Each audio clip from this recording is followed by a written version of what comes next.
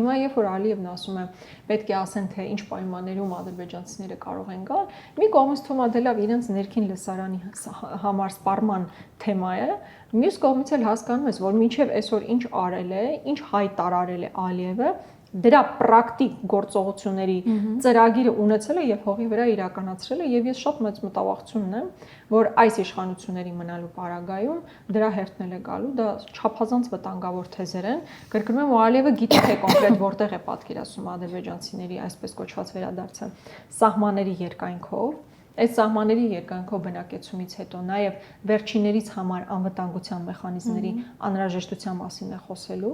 Նույնը անելու է նաև այսպես կոչված անկլավների վերցման ժամանակ, իսկ դուք գիտեք, որ Նիկոլ Փաշինյանը այսպես բաց հրապարակային հայտարարել է, որ Ադրբեջանի 86,600-ի մեջ է մտնում նաև այսպես կոչված անկլավների տարածքը։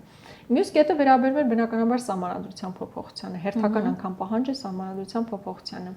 Եվ ես ուզում եմ այստեղ մեզ բոլորիս հիշեցնել, որ Նիկոլ Փաշինյանն ասում էր, որ հեսա ստորագրվելու է խաղաղության պայմանագիրը պատրաստ է, ադրբեջանական երբեք այսքան մոտ չենք եղել, տենց երբեք այսքան մոտ չենք եղել մի 3 տարի, մինչև հայտարարվեց, որ պատրաստ է պայմանագիրը, բայց պարզում է պայմանագիրը պատրաստ լինելուց հետո էլ ինքը չի ստորագրվում ու չի ստորագրվելու։ Քանի կա Նիկոլ Փաշինյանի նման նվեր Ալիևին, Ալիևը ինչու պետք է դա ստորագրի։